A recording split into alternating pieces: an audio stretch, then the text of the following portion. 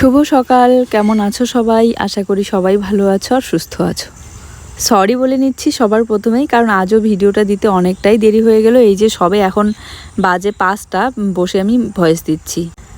ওই দেখো, আজও ভেবেছিলাম আমি একটু আগেই ভিডিওটা দেব, কিন্তু আজকেও 2টা কাজ পড়ে গিয়েছে। তো এই জন্য খুব তারা 2টা কাজ বলতে বাড়ির কাজ বাদ দিয়ে এক্সট্রা 2টা কাজ, এর জন্য বাইরের কাজ থাকার কারণে একটু ব্যস্ত থাকার কারণে ভয়েস দিতে অনেকটাই দেরি হয়ে গেল এডিট করতে। বলছি তার আগে দেখো, এখানে ম্যাগি বানিয়ে নিলাম জুয়ের জন্য। সকাল বন্ধুরা, কেমন আছো সবাই? আশা করি সবাই ভালো আছো, সুস্থ আছো। সকালবেলা উঠে ভালো লাগছে না শরীরটা। আর কাল তো আমাদের এখানে একটা বড় সড়ো অ্যাক্সিডেন্ট হয়েছে সন্ধ্যার দিকে। তো সারাটা রাত মানে ওই কথাগুলো শুধু মাথায় ঘুরছে। মানে শুয়ে আছি আর কি। এখন এই যে বিছানা গোছাবো, ঘর গোছাবো, কিছু কাজ হয়নি এখনো। তো কতক্ষণ আর এভাবে শুয়ে বসে থাকবো? এই যে উঠেই পড়লাম, আর উঠে এই যে কাজ শুরু করলাম, মানে সারাটা দিন চলতেই থাকবে।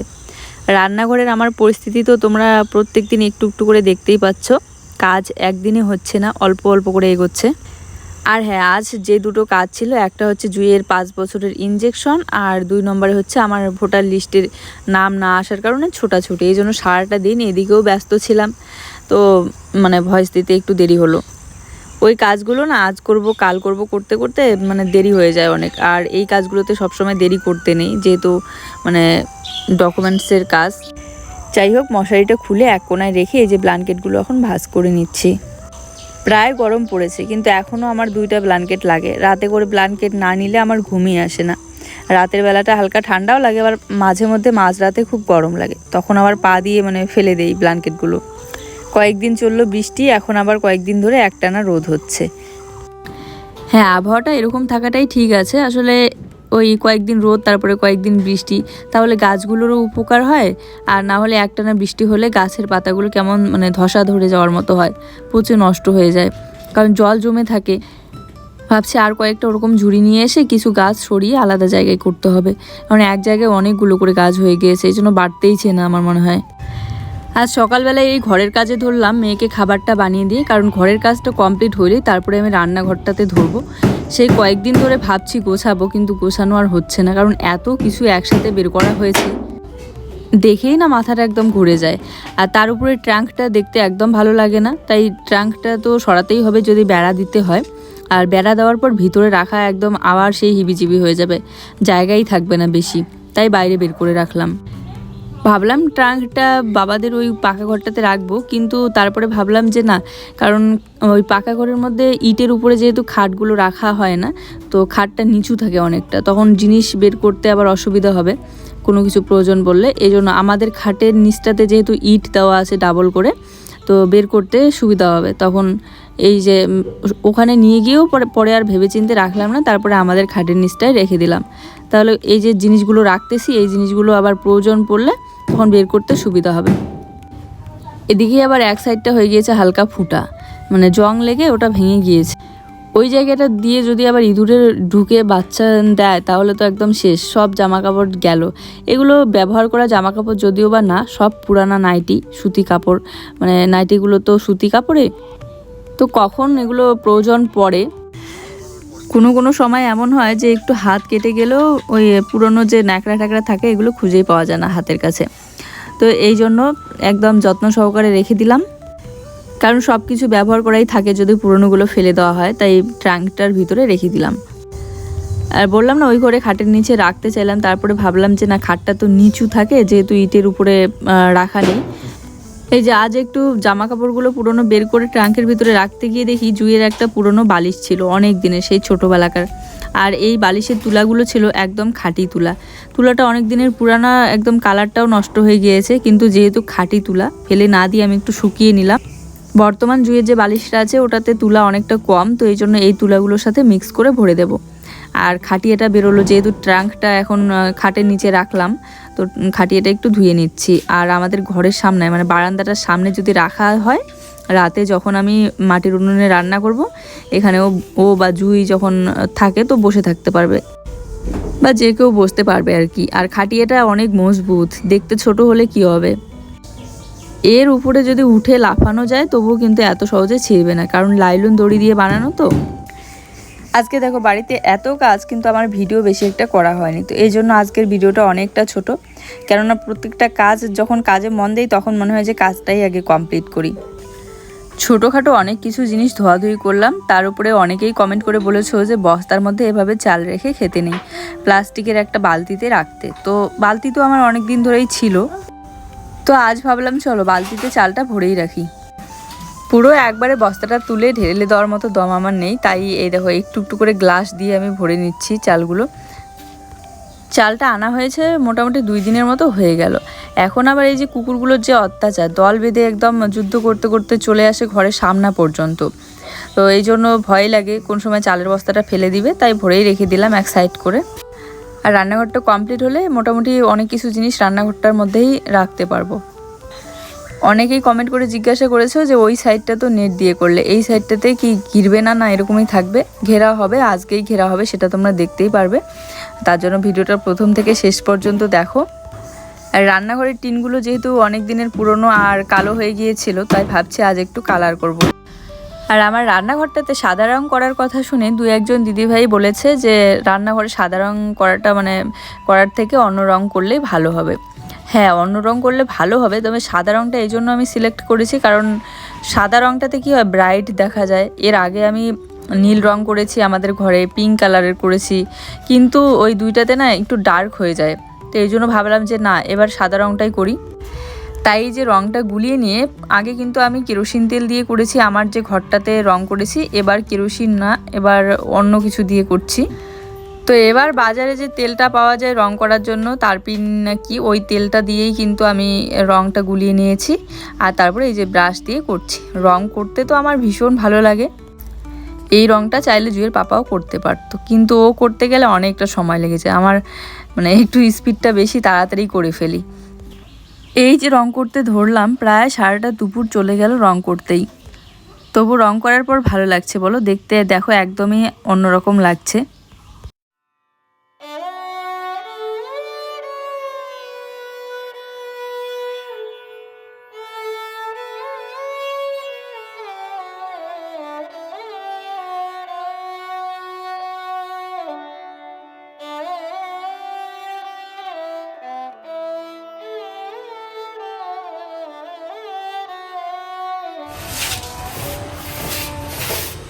তো এখন বোঝা যাচ্ছে না রঙগুলো, হ্যাঁ, মানে শুকাইলে বোঝা যাবে, বুঝলা?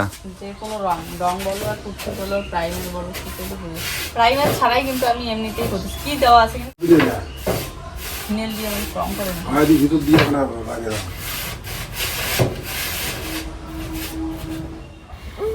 একটা সময় সংসারটা যখন নতুন, যখন সংসারের শুরু, তখন কিন্তু টিনের মধ্যে এভাবে পেপার লাগানোটাই মুখের কথা ছিল না। আর এখন ঘরের ভিতরটা রং করলাম, প্লাস এই যে বাইরেটাও রং করে নিচ্ছি। সংসারটাকে টিকিয়ে রাখতে চাইলে আর সুন্দর করে সাজিয়ে তুলতে চাইলে, সে ভাঙা টিন হোক, ভাঙা বেড়া হোক, যেভাবেই হোক সুন্দর করে সাজিয়ে তোলা যায় যদি মন থেকে তুমি চাও। হ্যাঁ, পরিশ্রম আর ধৈর্য ধরতে হবে অবশ্যই।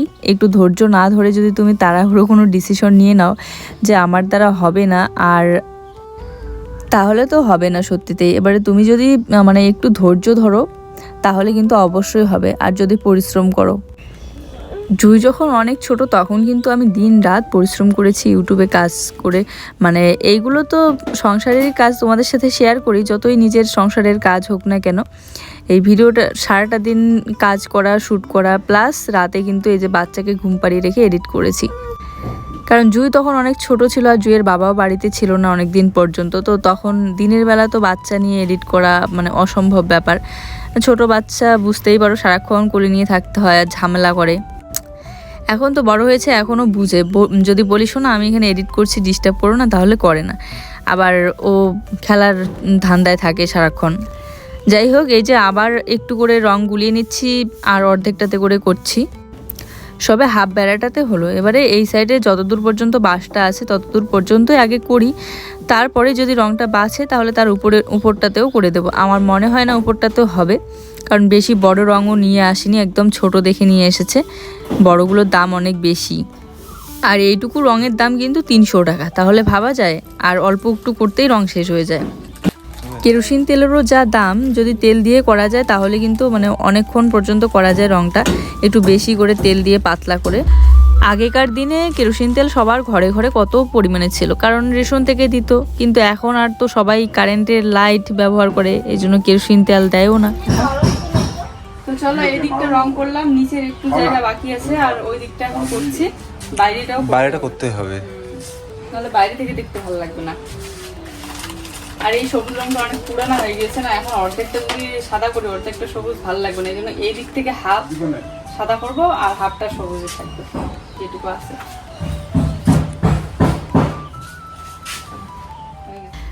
গতকালকেও এক গাদা জামা কাপড় বের করেছিলাম, রান্নাঘরের কাজগুলো দেখেই এদিকে সেদিক করতে করতে আর জামা কাপড়গুলো ধোয়া হয়নি।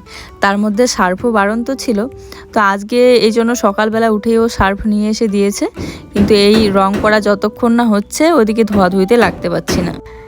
ঘরের কাজ চলছে বুঝতেই পারছো, তো এই জন্য ভয়েসে মানে শব্দ আসছে আর কি, পেরেক লাগানোর। আর প্রথমে তো বাইরে গিয়ে ভয়েস দিচ্ছিলাম, কিন্তু এত মশা সন্ধ্যার দিকটা, তাই আবার ঘরের ভিতরে এসে তো সবে রংটা এই পর্যন্ত করে সেরে দিলাম, কারণ খিদেও প্রচণ্ড পেয়েছে, এদিকে ধোয়াধুয়ি করতে হবে। তারপরে এই তো এক গামলা মানে এক বালতি যে জামা কাপড় ধুয়ে নিয়ে আসলাম। আজকে রোদটা কিন্তু ভালোই পড়েছে, আর তার সাথে হাওয়াটাও খুব হচ্ছে। হাওয়াতে গাছগুলো এত সুন্দর দুলছে, বেশ ভালো লাগছে দেখতে। আর বেশি রোদ উঠলে পরে বাড়ির পিছনের দিকে ভেজা জামাগুলো মেলে দিই, আর তারপর দিন যদি হালকা ভেজা থাকে তাহলে বাড়ির ভিতরেই মেলে দিই। চুলটা ভেজা ছিল, গামছা দিয়ে মুছতেছিলাম, তাই গামছাটাই দেখো ঘাড়ে নিয়ে নিয়েছি। আর বাড়ির ভিতরের জালির থেকে এইখানে যে জালিটা দেওয়া হয়েছে, এখানে কিন্তু গাছগুলো বেশ ভালো উঠতেছে। বরবটির চারা থেকে শুরু করে একদম ভেন্ডি সব কিছুই বেশ ভালোই হয়েছে। একদিন তোমাদেরকে ভালো করে দেখাবো গাছগুলো কতটা বড় হলো। মনে হয় বাড়ির ভিতরের থেকে এখানেই আগে ফল ধরতে শুরু হবে। আর বাইরেটা ওই যে রং করছে, আর এই সাইডে মানে টিন থাকবে, কারণ না হলে না বাইরে থেকে এসেই একদম ওই ভিতরটা দেখা যায়, দেখতে ভালো লাগে না। বেঞ্চটা আপাতত এখানে রেখে দিয়েছি।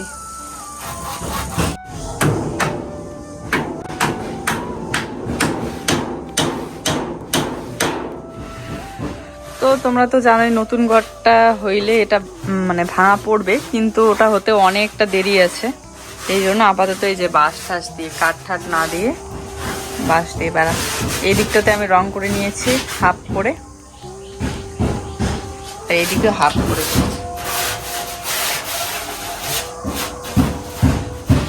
নিচগুলোতে রং উঠতেই চায় না। হ্যাঁ, আমার রান্নাঘরের অবস্থা বর্তমানে, কোথাকার জিনিস কোথায় কোনো ঠিক নেই। এই দেখো টেবিলটা কি নোংরা হয়ে আছে, অনেকদিন পর আজ একটু এই যে ভালো করে ঘষে ঘষে, অনেকদিন ধরে তো রান্নাই করা হয় না। নষ্ট হয়ে গেল, রং করলো কে নেই এখন, জানি না সেট করে দিতে হবে কি সেট করব।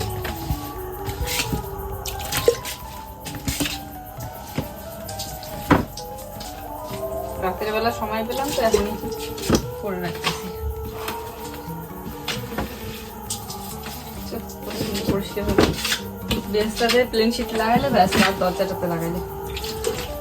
আর একটু জায়গা বাকি রইলো নেট দেওয়া। কত উঠেছে দেখতে, কত সুন্দর হয়েছে। সকাল থেকে সারাটা দিন তো বাড়ির ভিতরেই কেটে গেল কাজকর্মগুলো করতে, তারপরে না রাতে একদমই ভালো লাগছিল না। যতই কাজ করো না কেন সামনের দিক থেকে বা আশপাশটা একটু হাঁটাচলা না করলে ভালো লাগে না। তাই একটু সামনের দিক থেকে হাঁটাচলা করে আসলাম ওর সাথে, আর ওকে বললাম আজ বাজারে যেতে হবে না, কারণ ভালোই লাগছিল না। কারণ কালকে এই সময়টাতেই ওই অ্যাক্সিডেন্টটা হয়েছিল সন্ধ্যাবেলাটা, এই জন্য কেমন যেন একটু লাগছিল। তো তারপরে এই তো বাইরে থেকে এসে রান্নাটা বসিয়ে দিলাম। ডিম এখানে 2টা ভেজে নিচ্ছি, কারণ আমি সেদ্ধ ডিম খাবো, আর জুই গিয়েছে আর্ট ক্লাসে, আর আমি এদিকে রান্না করছি। চলো আজকের ভিডিওটা এই পর্যন্তই, টাটা।